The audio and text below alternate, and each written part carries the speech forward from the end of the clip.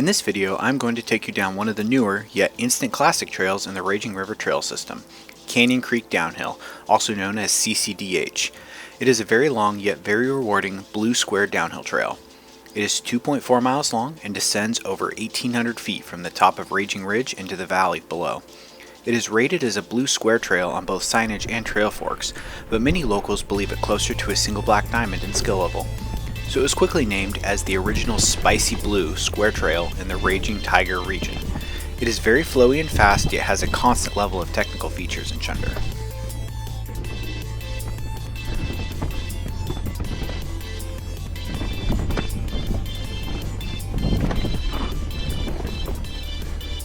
The climb to the top is actually really long, and the shortest loop possible, including CCDH, is over 10 miles long.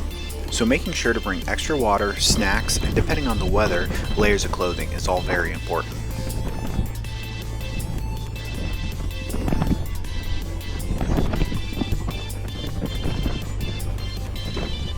The day I filmed this, Evergreen Mountain Bike Alliance, the local volunteer trail building and maintenance organization, had just finished brushing and rehabbing the entire trail, so it was in the best condition I've probably ever seen it in. The trail starts out with a bang. From the road, you quickly descend into a beautifully sculpted, high-speed flow-tech trail.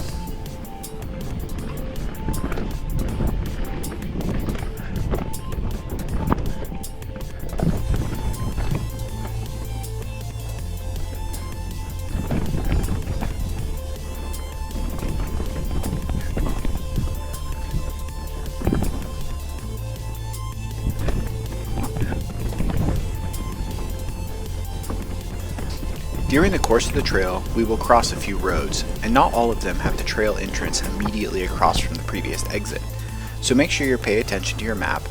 Thankfully, the trails are well signed, so it's not difficult to find the following section.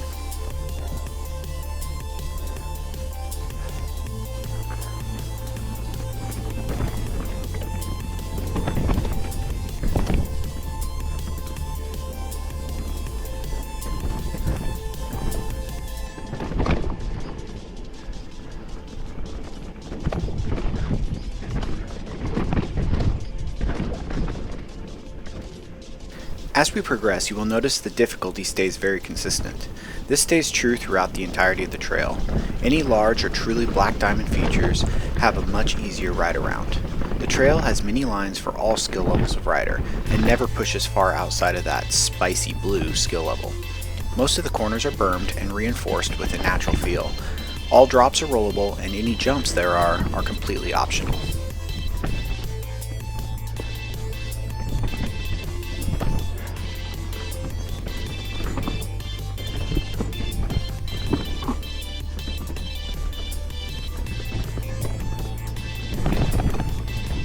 One of the hardest corners on the entire trail is the left-hand switchback with some large roots that run at an angle across the trail. In any condition they can be tricky, but when wet they can up the ante. Be careful as you approach, try to stay off your brakes in the corner, and don't be afraid to walk if you need to. Shortly after is a steep, rocky, rooty section that is one of the steepest sections on the entire trail. Just run right down the middle, stay off the brakes, and it'll flow smoothly into the next section.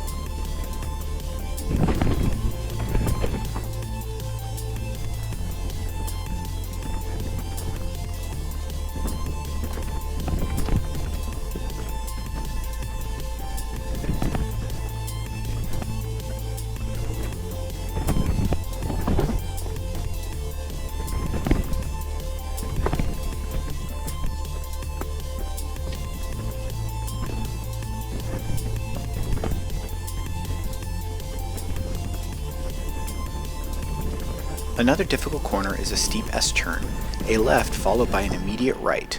It is steeper than it looks in this video, and when wet can be a little sketchy. Again, try to control your speed before the corner so you're not braking in the corner, and let your tires grip in to do the work.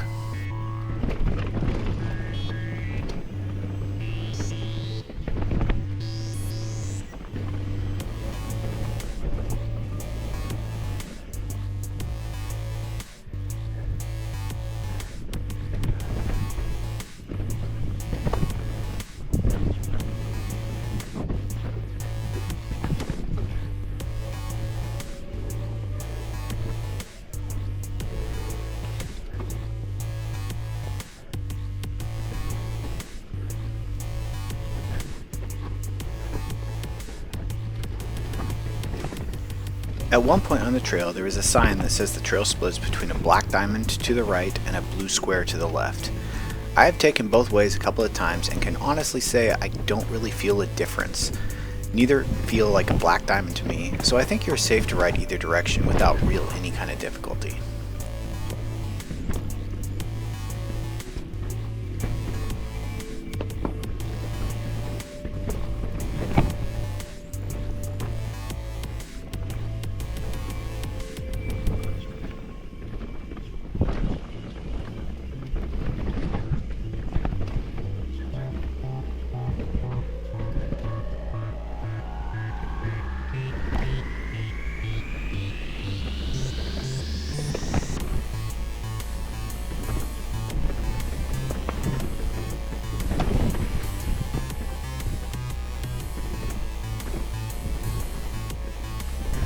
A little past the halfway point, there is a very short climb.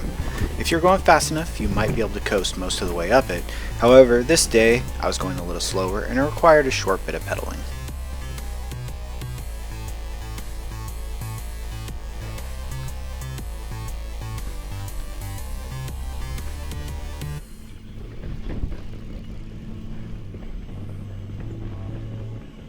I've ridden this trail only a handful of times, but I still do not know it as well as I should, so unfortunately some of my lines are a little bit janky. Better lines only come with repeated riding of a trail, so I guess I just need to ride it more. With the knowledge I do have of this trail, I can say that if ridden slow is well within the blue square territory. However, at the speed I am riding, and faster, it will start to push into that black diamond range. I do think that the hardest part of this entire trail is its length. Riding it in a one shot, top to bottom, is very tiring. The fastest times seem to be sub 10 minutes from top to bottom, but us mortals riding at a good pace will only be able to make that in an 11 to 15 minute ride. Completely doable, but you really start to feel the fatigue in your legs and your hands by the time you're reaching the bottom. Thankfully, as I mentioned before, this trail crosses a number of roads, all of which are great places to stop, take a break, and regroup if you start to get tired.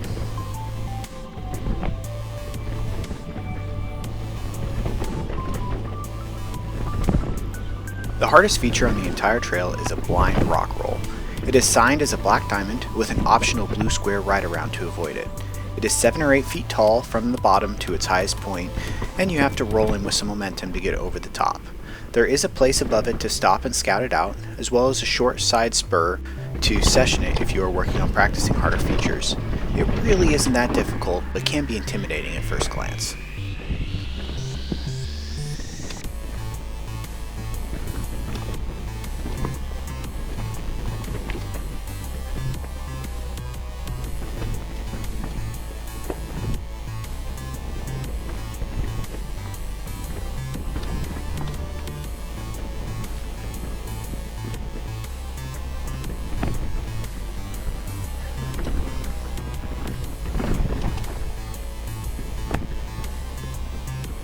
After the following road crossing, the trail takes it on a different vibe. It is quite obvious you drop into a different kind of ecosystem as the plant life changes slightly and the forest thins out. The trail also becomes a bit smoother and faster. This vibe continues into the last 2 sections of trail, which start to feel more like a jump track and less of the flow tech from the top.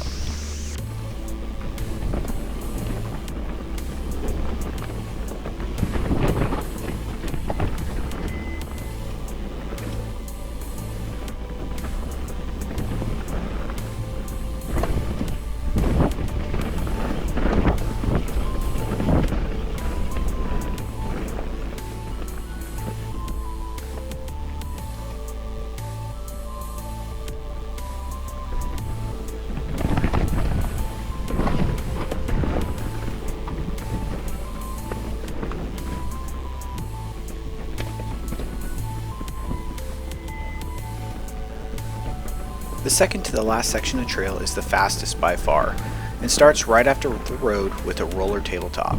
It is lined with roller jumps of different sizes that I actually find are difficult to clear. They are not very poppy, and the trail has just enough rocks it is slightly hard to push into the takeoffs. Some of the landings are either sketchy or gone entirely, so I find rolling this section is actually a bit more fun.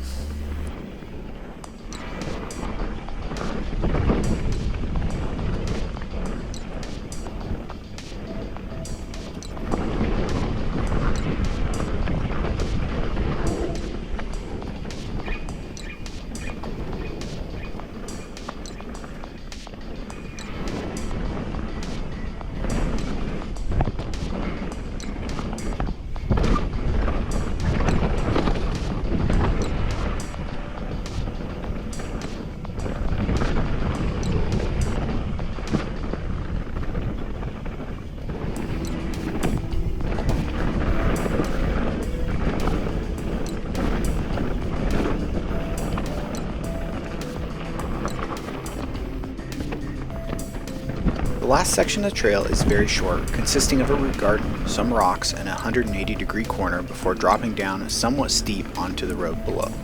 Be careful on this last descent, as the last few feet turn. I had a buddy go headfirst into the ditch as he actually missed the small corner at the bottom.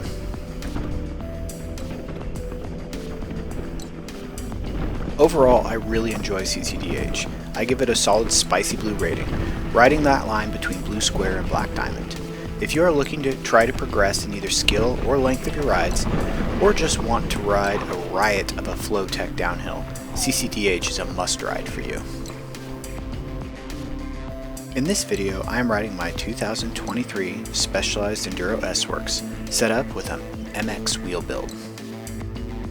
Thanks for watching Lions MTB Trail Tours. Please like this video and consider clicking the subscribe button in the bottom left corner to see more amazing trails in the Pacific Northwest and all around. If you have any trails or gear you would like to see reviews on, please feel free to leave a comment.